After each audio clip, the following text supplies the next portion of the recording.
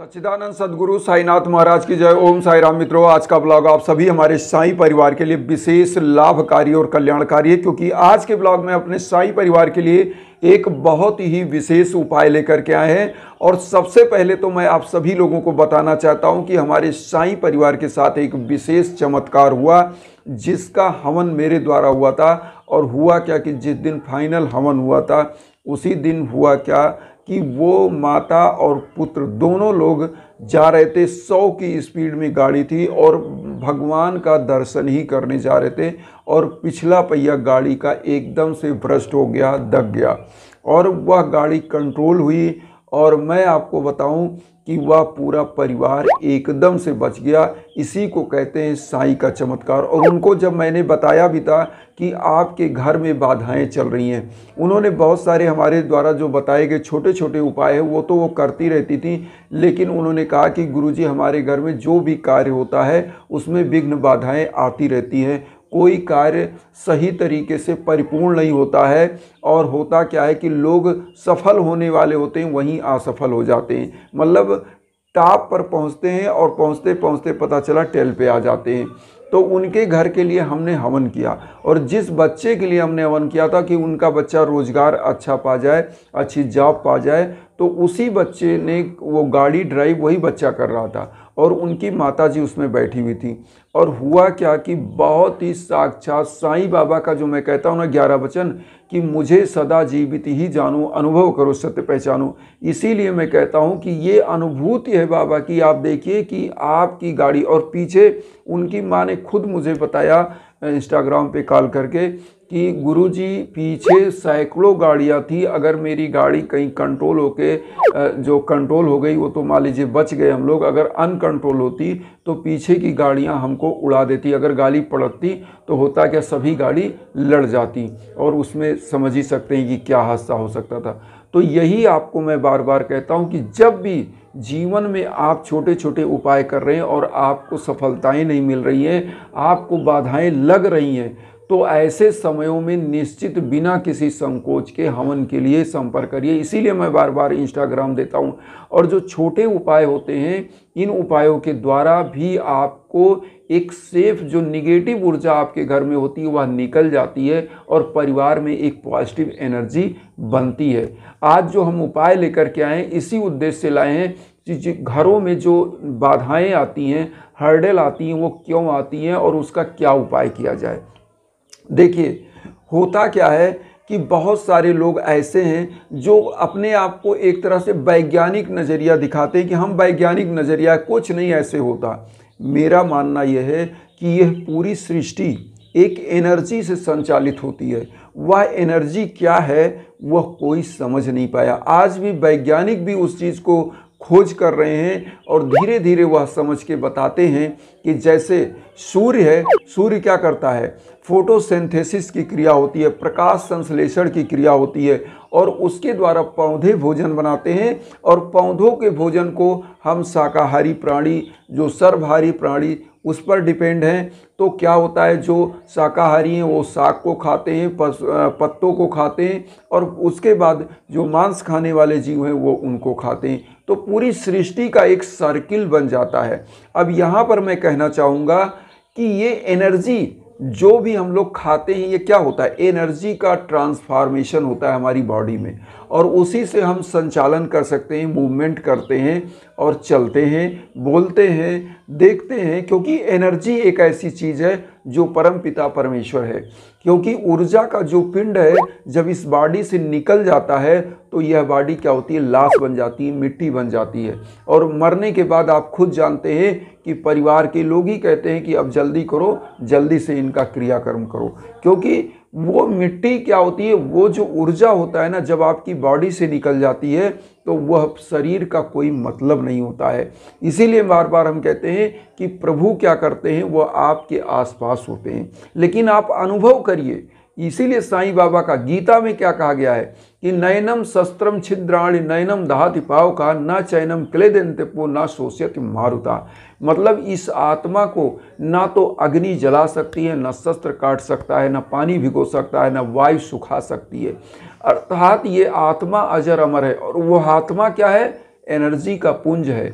वही आत्मा जब आपकी शरीर से निकल जाती है तो होता क्या है, शरीर मिट्टी हो जाता है। तो वहाँ साईं बाबा का जो 11 वचन है उसको और गीता के उस सार को अगर मिलाया जाए तो कहीं ना कहीं समस्त वेद समस्त सार हमको यही बताते हैं कि हम सब लोग चाहे जहाँ से नदियों के धारे आए, मिलना कहाँ है, समुंदर में।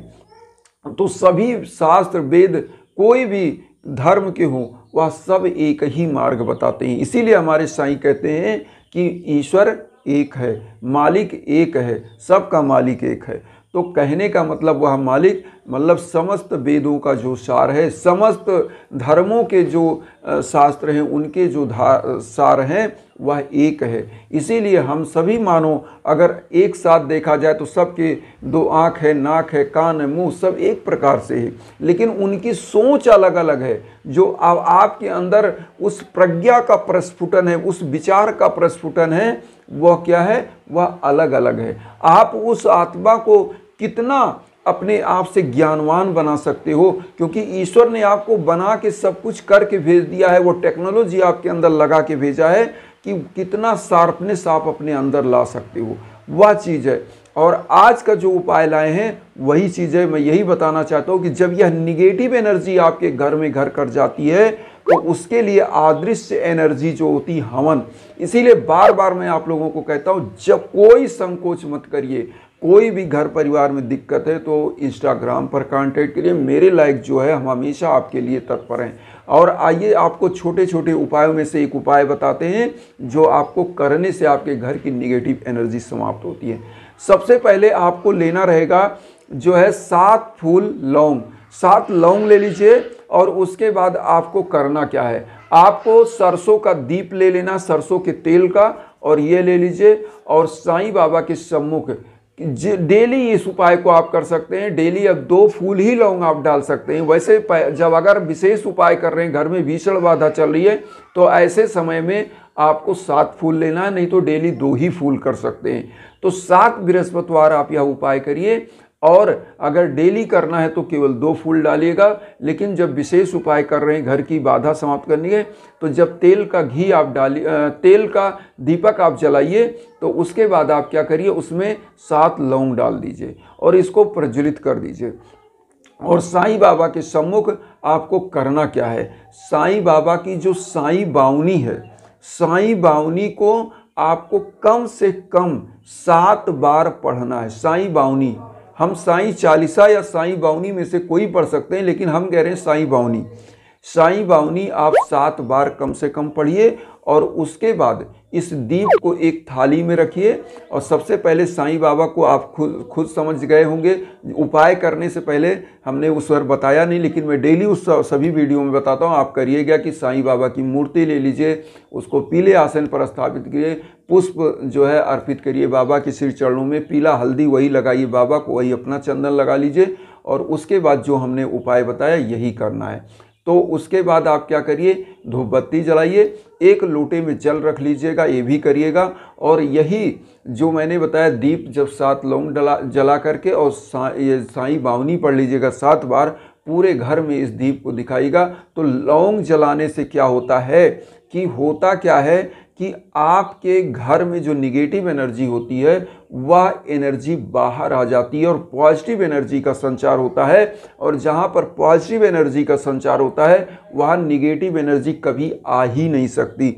इसलिए जिनके घरों में लोग ज़्यादा बीमार हो रहे हों, जिनके घरों में लोगों के काम बिगड़ रहे हों, जिनके घरों में आर्थिक स्थिति डैमेज चल रही हो, उनको 7 बृहस्पतिवार इस उपाय को जरूर करना चाहिए। और 1 लोटा जो जल है पूरे घर में छिड़किए और किसी तुलसी के पौधे में या पीपल के पौधे में यह 1 लोटा जल अर्पित करके उस पीपल के पौधे के नीचे या तुलसी के पौधे के नीचे आप कोशिश करिएगा कि घी का दीप प्रज्वलित करिएगा।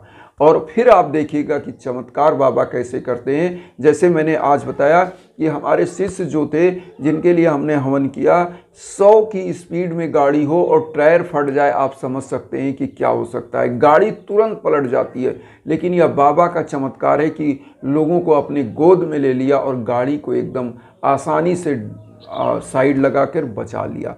तो ये चीज़ होती है हवन की ऊर्जा।